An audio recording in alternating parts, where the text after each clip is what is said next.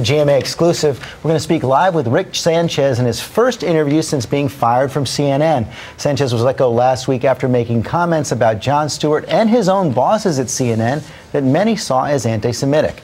We'll hear from Rick in just a moment, but first, Sharon Alfonsi takes a look at the controversy that led to his exit from the anchor chair. He's known for being boisterous. I swear, I'm going to do it, Lou. And brash.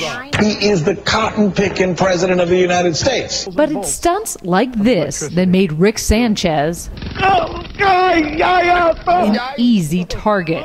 The biggest dope ever on television. Rick Sanchez delivers the news like a guy at a party who's doing a lot of coke. Last week, during an interview on Sirius XM satellite radio, Sanchez hit back. I think Jon Stewart's a bigot. The Cuban-born Sanchez accused Daily Show host Jon Stewart of being biased against minorities. Come on. How is he a minority? Yeah. Rick. Very powerless people.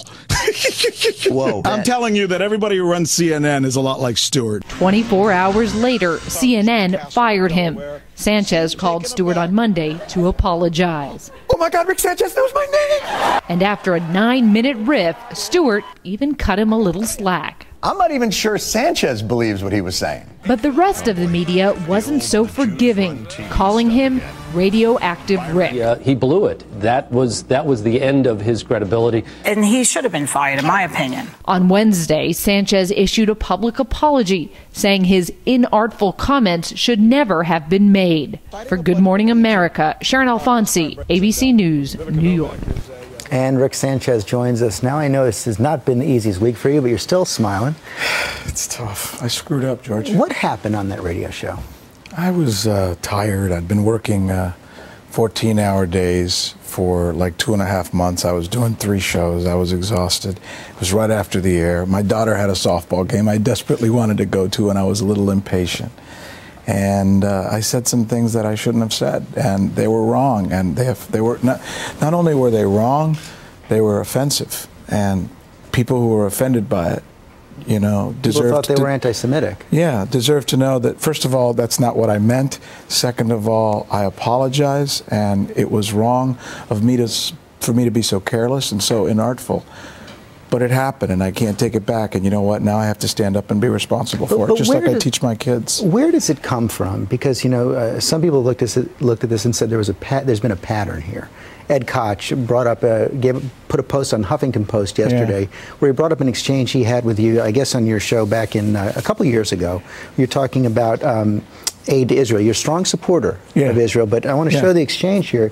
You also asked Koch, do you worry sometimes that people in our government, and I'll name names, Feith, Pearl, Wolfowitz, Abrams, Crystal, these are guys that were in there fighting Israel's fight inside the U.S. government. Is that a problem? Koch responded, is it a problem for Irish Americans to be supportive of the Republic of Ireland or Lebanese Americans? I'm a Jewish American. Don't I have a right to remember the country of my ancestors? And he's absolutely right. And he's a good, you know, he was a good man and a fun interview. And I think that was a story we were doing at the time, which was in the news. And I wanted to ask it without being afraid to ask the questions that sometimes people are afraid to ask. And I think we don't do enough of that in our business. And that's, I put a book out that's called Conventional Idiocy, and that's what I write about. That we shouldn't be milquetoasts. We should address real issues. And sometimes I get myself in trouble because I confront these types of issues in this way.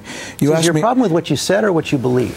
Well, it's certainly not what I believe. I was just being a reporter. I was asking the questions that any good reporter should ask. And the only time this incident with Jon Stewart is where I think what I was feeling got in the way of what I should have done and said. And that's why I think I'm going through what I'm going through now. It was my mistake. I screwed up. I take full responsibility. It's not CNN, it's Rick Sanchez. Rick Sanchez screwed up. I went in there with a chip on my shoulder. I was a little bit angry. And look, I will be honest with you, and I hope you don't mind my saying this, but I'm just going to go ahead and say it.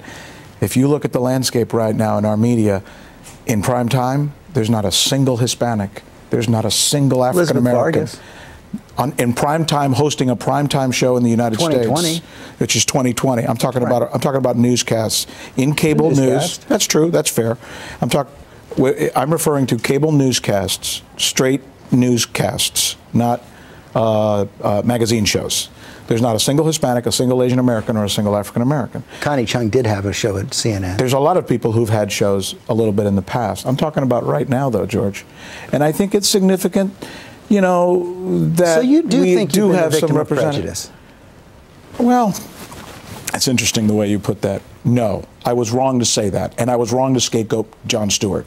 I was feeling a little bit put out, and I was feeling a little sensitive, and I was looking at the landscape, and I was looking, and I was seeing that, and I externalized the problem and put it on Jon Stewart's shoulders, and I was wrong to do that. And when I called John Monday, and I said, "Why do you always pick on me?" He said, "Because you're the one I like. You're the one I like." I mean, the guy's been so good. You gave him some material, getting tasered. Well, but a lot of this stuff, though, it's like he'll criticize, and here's where I think there's an equalization issue that comes in from time to time that it bothered me. And again, I'm not trying to make excuses, but I was, from time to time, let me give you an example. How many feet and how many inches are in 10 meters? How many feet and how many inches are in 10 meters? What is it, 330 feet? No, in 10 meters. Yeah. It would be 10 meters is like 3, it's like 11 or something, right? And so we come out, anyway, exactly. I got confused. Well, one time I said on television that I didn't know how many feet and inches were in 10 meters, and I was part of Jon Stewart's skit where he had the whole audience laughing, saying, "Look how stupid Rick Sanchez is." So it's almost like if he does a piece on Glenn Beck calling the president a communist, then he has to do a piece on somebody at CNN, and I'm the one he chooses, and then he does that.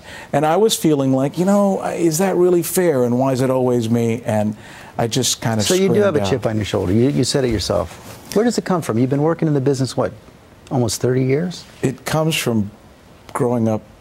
When I was a little kid, I write about this in my book, Conventional Idiocy. When I was a little kid, my parents were really poor, and my dad once said, you know, my dad was delivering furniture in the day, washing dishes in the morning, delivering furniture at night, and my mom was sewing shoes, leather shoes. And I would work with my dad, and one day we went to deliver furniture, and when we got inside the house in Boca Raton, this very wealthy lady, I said, "Ma'am, can I have a glass of water?" And she said, "No, you go out and drink outside in the spigot. Go outside and drink from the water hose." And I asked my dad, "Why did she treat me that way?" She said, "Because you're in America and you have to become somebody to gain respect." And it's almost like that story's kind of stayed with me all my life, and I've sometimes felt a little challenged. Let's talk quickly about your future. Jeff Buick's the head of Time Warner, spoke about it yesterday. Would you ever hire him back?